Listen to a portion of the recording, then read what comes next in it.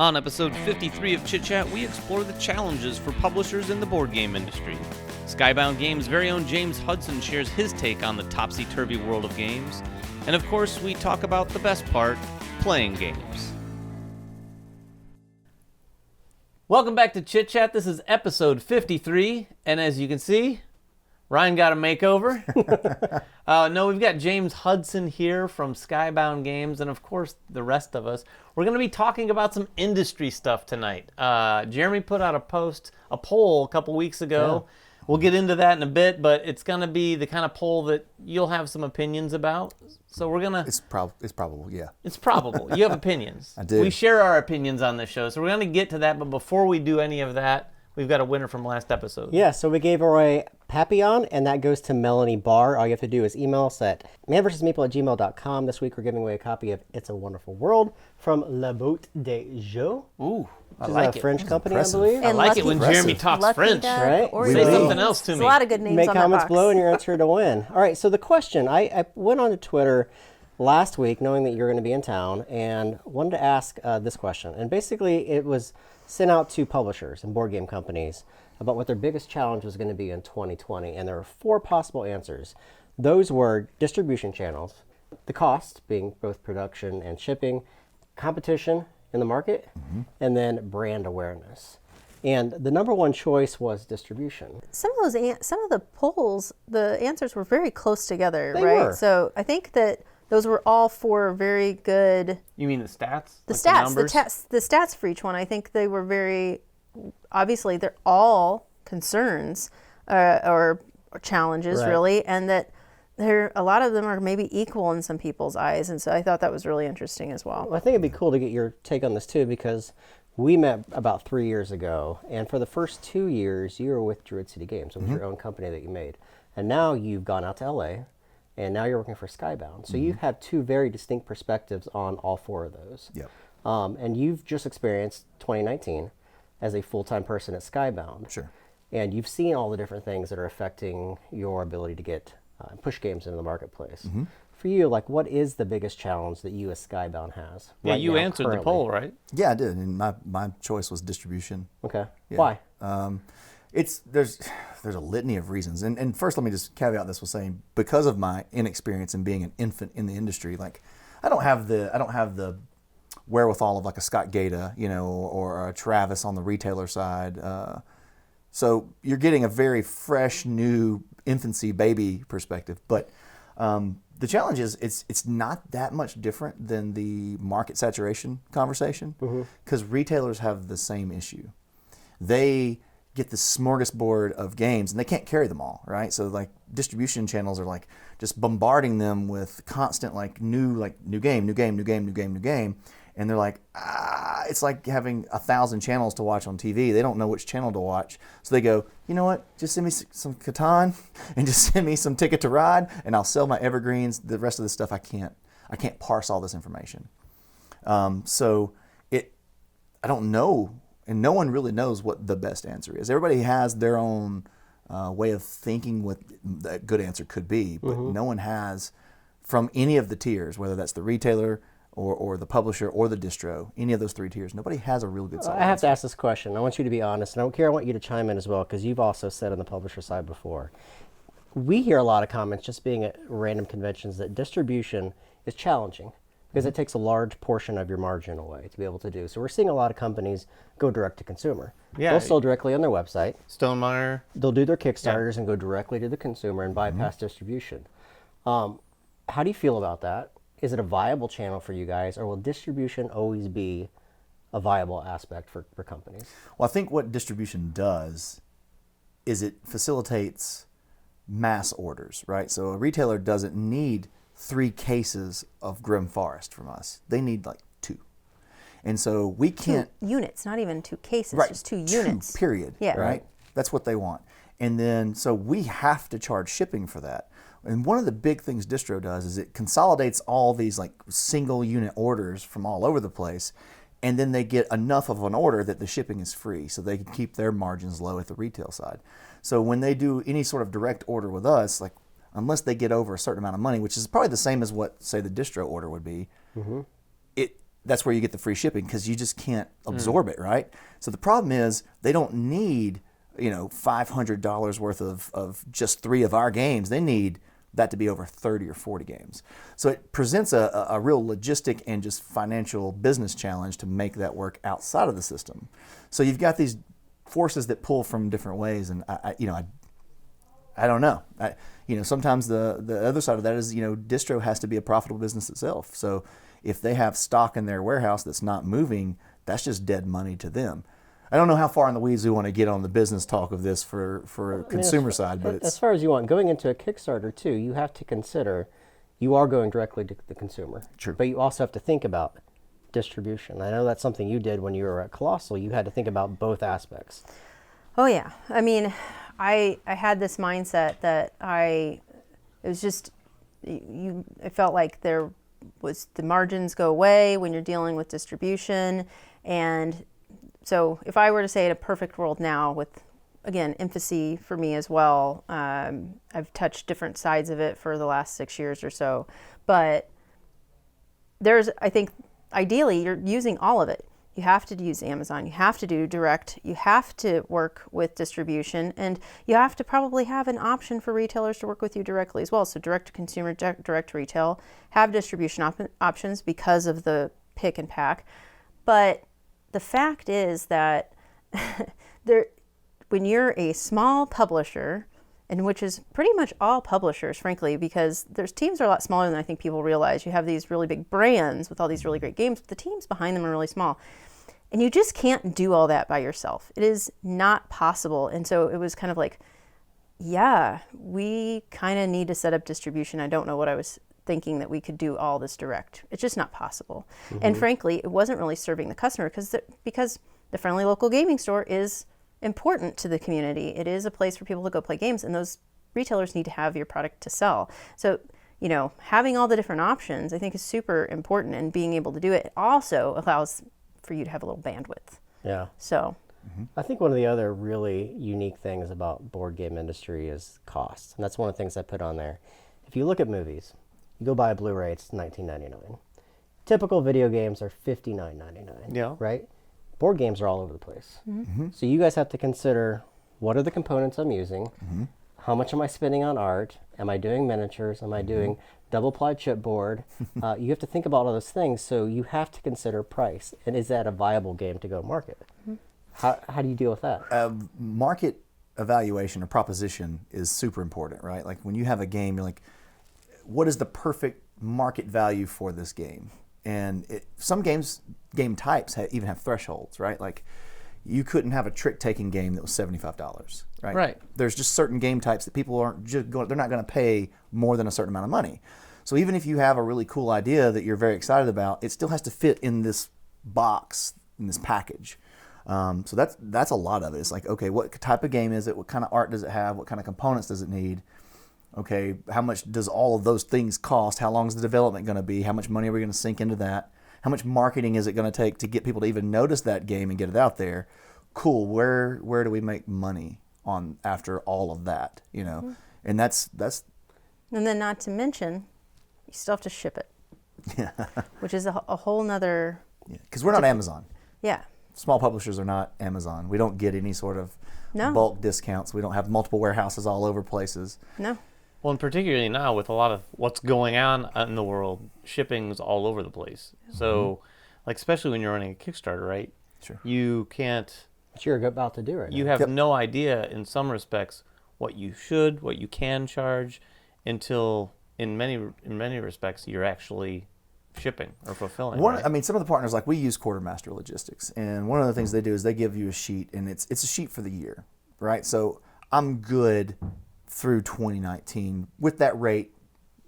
Is that dependent within, upon give or take. within a give or take. Weight? Is that dependent upon weight? It's weight and size, but it's mostly dim weight, yeah. which is super important, which is the inside of the box size. Okay. But you can find out, like in our case, like Title Blades is going to have a really weird size box that they're probably going to have to custom order boxes for to be able to ship, which incurs more costs. So there's ways that even it's not just that too, and it can come up and bite you because you thought it was just going to be based off weight. You went off that rate sheet. You subsidized it.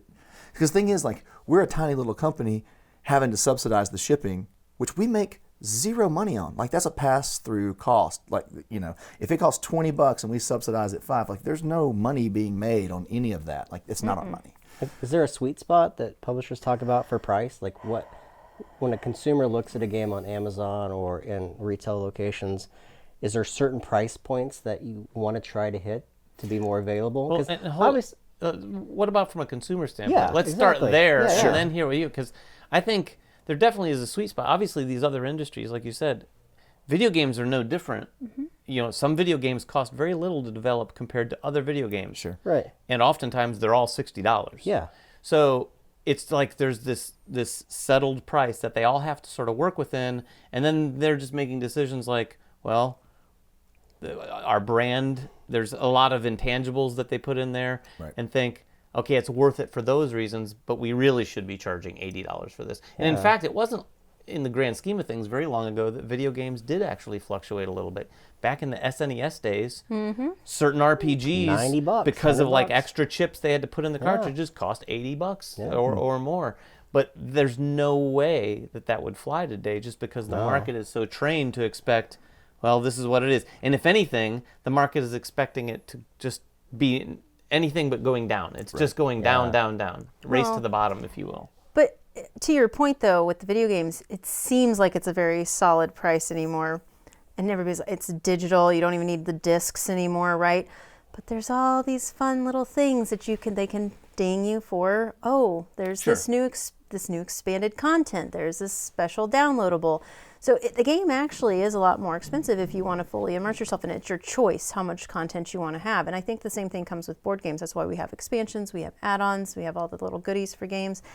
And I think when you look at a game, and it is a thing, so you're sitting there going, I have a party game.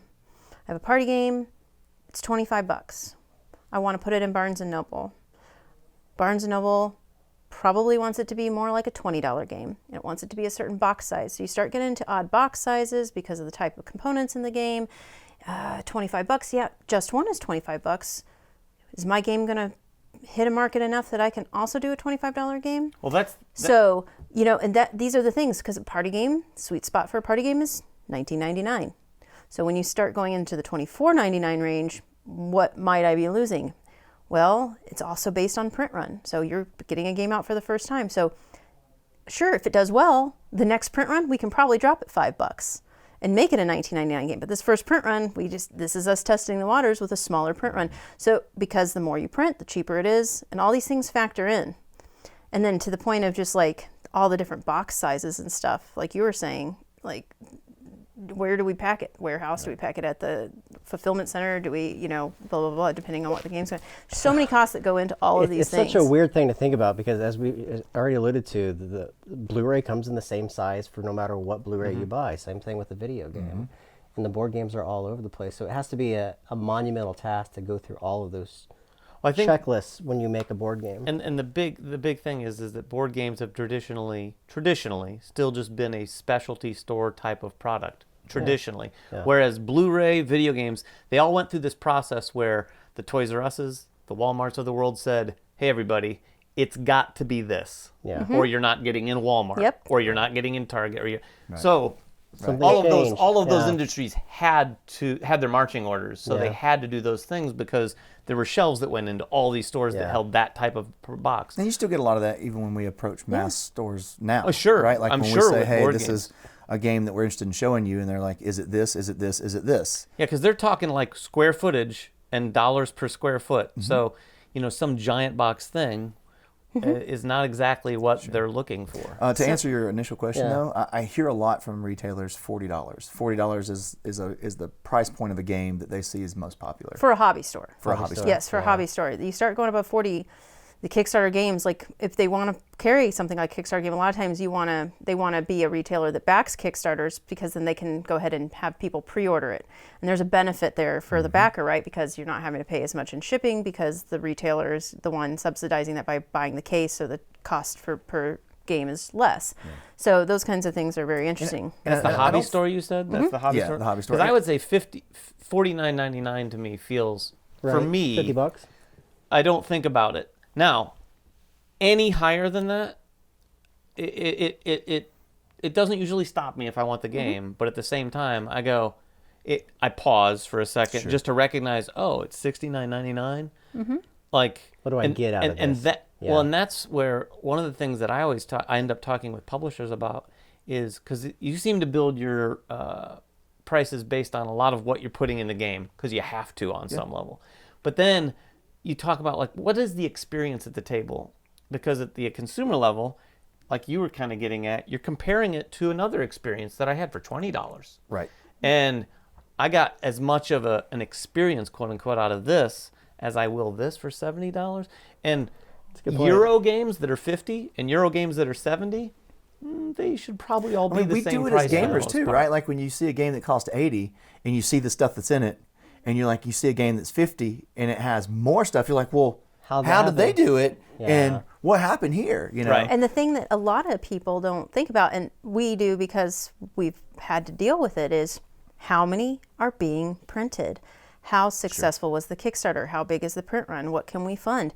That factors highly into that cost because costs go down with quantity. And so I think it's really interesting. And then to the point you said about what works in a store, yeah, $40. But if you go into a Target or a Walmart, there's a price point you will not see above. Yeah. And I know that with certain mass retailers, they have buybacks, so you have to consider that when you go into their store. They do have special requirements. Then there's also Kira, what's a buyback? Because I'm sure. oh, most people sorry, a have no idea what buyback that is. means we've committed to put this many in your store, but if they don't sell, I now have to purchase them back from you.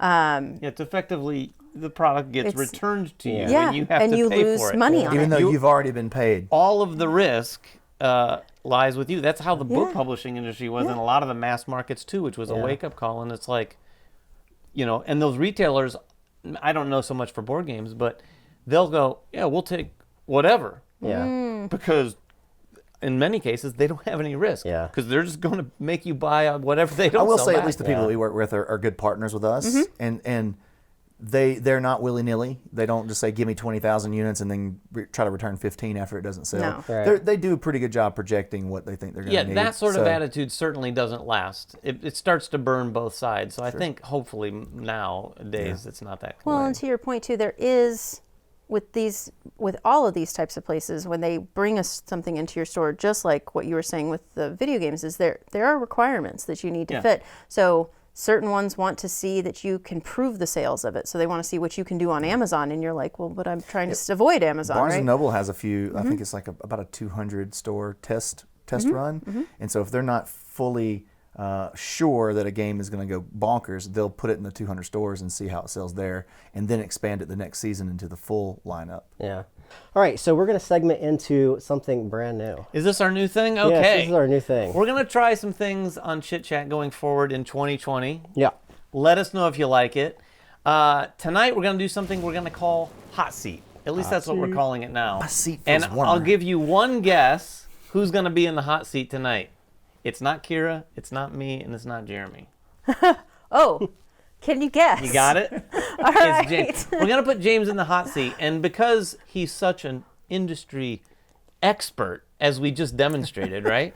We're going to put him to the test. He's been on Kickstarter, and we have a series of 3 questions. Okay. Escalating in difficulty. We're going to start with Kira, then me, and then finish off with Jeremy to test both your knowledge and just sort of your general experience with Kickstarter in particular, but none of your own games. Sure, this should go great. So the question we're going to pose, and we'll just see how well you do, and you can feel free to play along at home as well as we do this. We're going to give you 2 games from one publisher Okay. that both funded on Kickstarter, All right. and we're going to ask you which of the 2 games had more backers.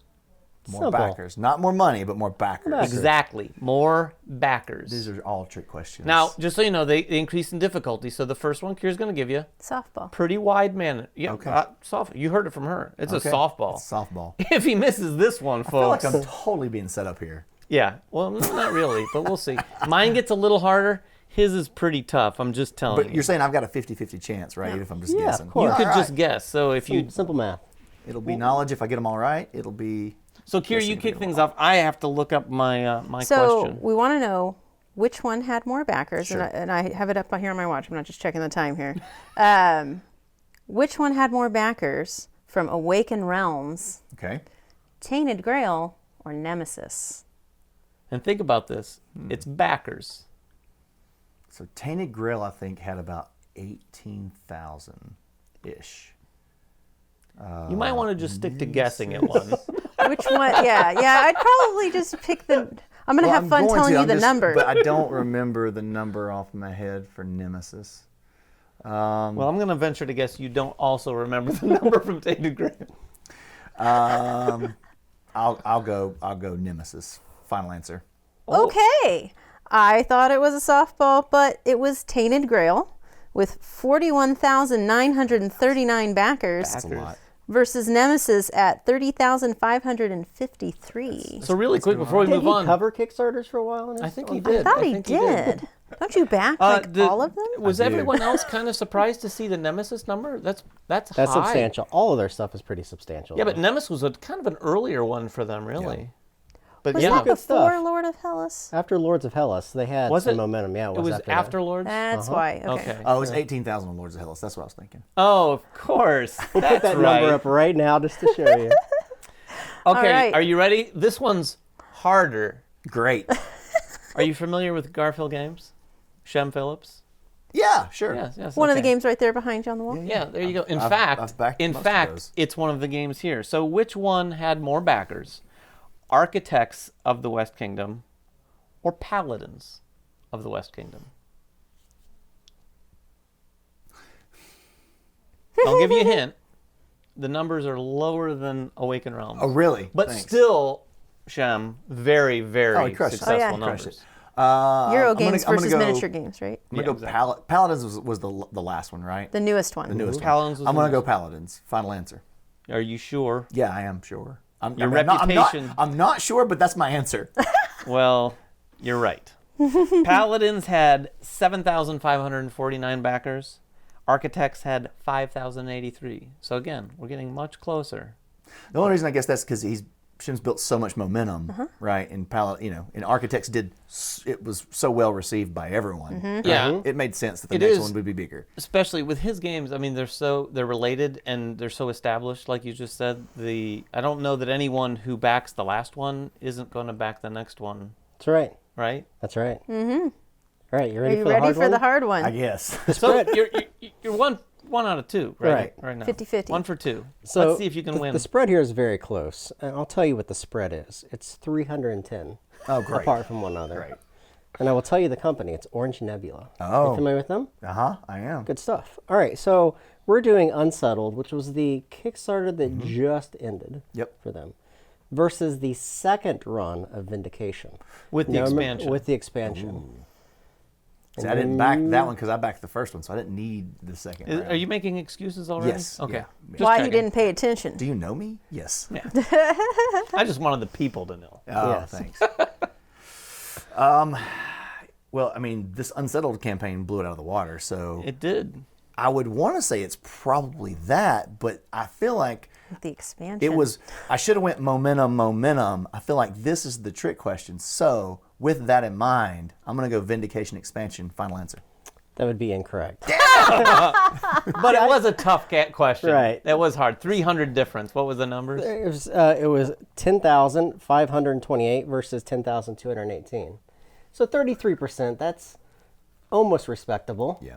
Right? and just so you know, when I was looking this up earlier, the original Vindication, which started as that Epoch is what it was called Yeah. originally, Yep.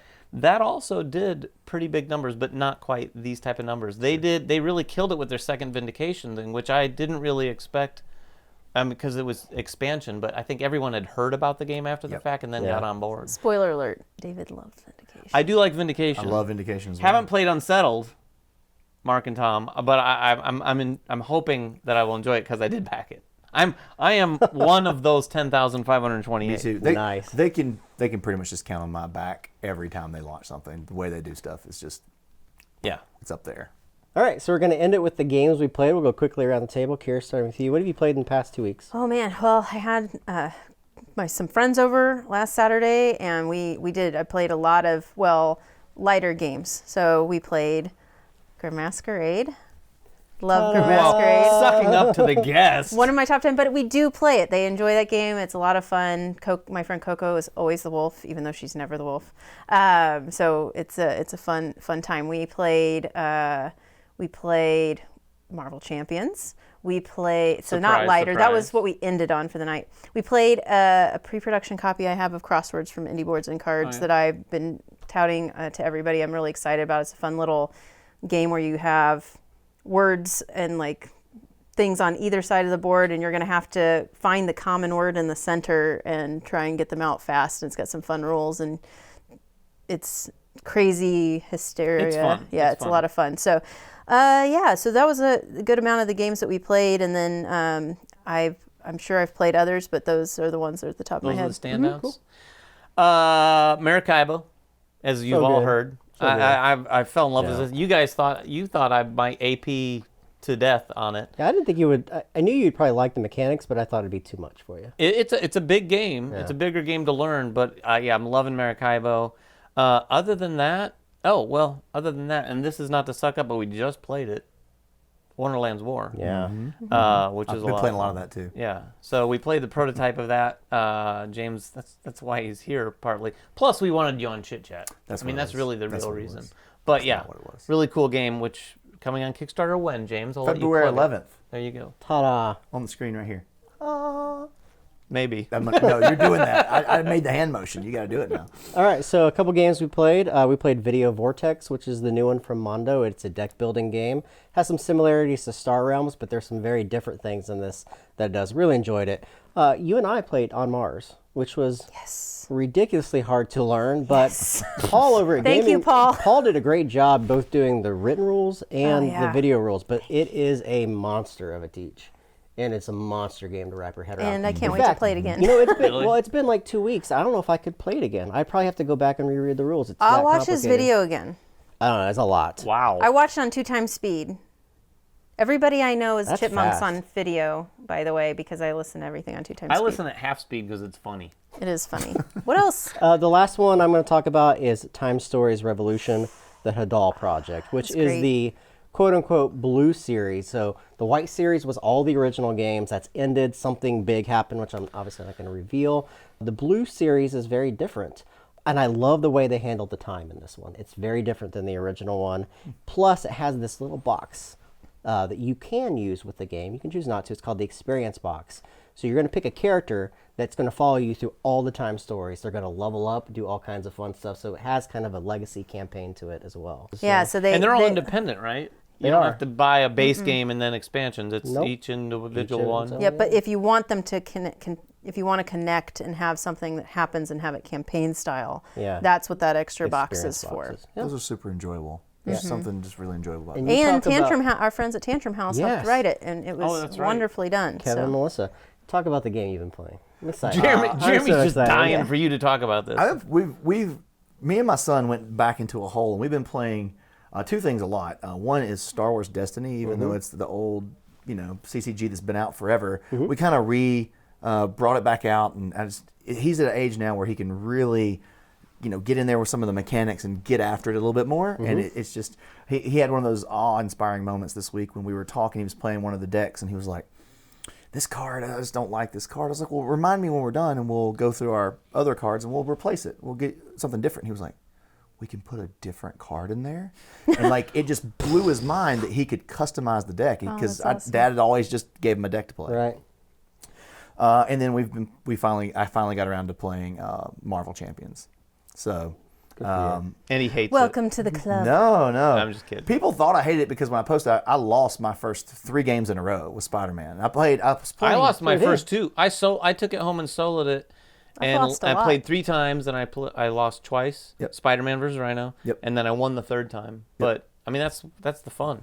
I think I was like, I want to play with the way that they said this is how you should start the game, right? And everybody was saying, well, just go grab Captain Marvel in a regression deck, she'll smash. And I was like, well, that's okay, but this is what they said start with, and I want to win. It took me 4 tries. But yeah, it's great. And that puzzle of the alter ego into the superhero, of health versus scheming, it's a great system. Have you just soloed? I have just soloed. Yeah, so that puzzle becomes even more interesting with multiple players at the table. Sure. Although I would say, and you guys I think have more opinion on this, I like it at 2-player quite a bit. I love solo, but I think the villains change drastically. Some of them are harder, some of them are easier, depending upon if you're doing solo or not. Yeah, I've played at a lot of player counts, and I said I played last Saturday. We actually played more than the max player count. More than 4? Yeah, we they played five. Just crazy. Which was a long game. It was still enjoyable, but it was just, we knew what we were doing. We knew we were kind of getting into that. It was a ton of, obviously, health on the villain. No but it was fun. But I would never go above 3 if I had a choice. Like I will, the thing is I love the game, so I'll play it if people want to play it. And if that's what we have, that's what we have.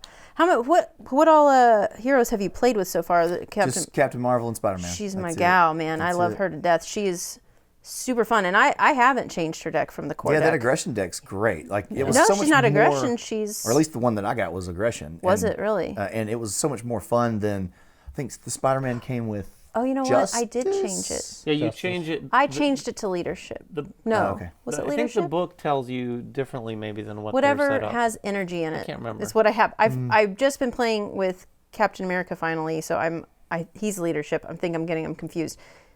I like Captain Marvel with all her energy. I love that when right now because it's such in the zeitgeist when you post something you get like tons of posts and people are like they're all like Captain America with the shield abilities with this is everybody just loves pouring on those combos and talking about it. It's going to get better and better as the game progresses. I mean, imagine a year out from now, you're going to have 6, 7 more new heroes, a bunch of new cards, a campaign box. I'm ready for more some X-Men. villains, a lot of stuff. Yeah, you want the X-Men. I want X-Men. I want X-Men. The list is The next time you play, James, try Black Panther from the sole reason that it feels to me so much different. Of the Yeah, base you gotta characters, play don't you that think Panther. Black Panther feels Very different. uniquely Good. different You than like the it? rest of them? Yeah. It's very cool the way it works. I like don't Black- even want to spoil it if you don't know how it works because it's a very different I game. think that Black Panther and Iron Man are both very interesting in Man's how they similar, have the way they get going is very interesting for both of them. Cool. Well, one more game. well, I'm gonna slide it in. One more game. Fantastic Factories. We played that a lot over holidays. A lot about that Sandra one. really likes that. We introduced some folks back Pure home to engine that. builder. Just seems beautiful. so long ago that we played that game. But yeah, it was I good. would love to play that game. It so looks good. great. It's just pleasing. It is. It's just enjoyable. Cool. great. Well, thank you for spending the day with us, wow. bringing us Wonderland's That's War, really nice to see. joining us, being on the touching hot seat, and thank you for playing Marvel Champions. Yeah. I'm excited. So that's episode. Yeah, well, I got to thank you for that. That is episode 53. If you guys have any questions about anything that we mentioned here, make them in the comments below. If you want to grill James about some more questions about Skybound, He'll ignore them in the Wonderland's War, comments. Sure. he will ignore them in the comments. Absolutely. And we will answer them as James. And catch us next time for episode 54. We'll see you guys. Bye-bye. Well, that's another episode of Chit Chat in the Bag. Thanks for watching. If you want to check out another one, there's probably one right over here in the bottom left-hand corner, or probably your right-hand corner. Whatever corner, we have something to click on. So click on one of these things and good things will happen.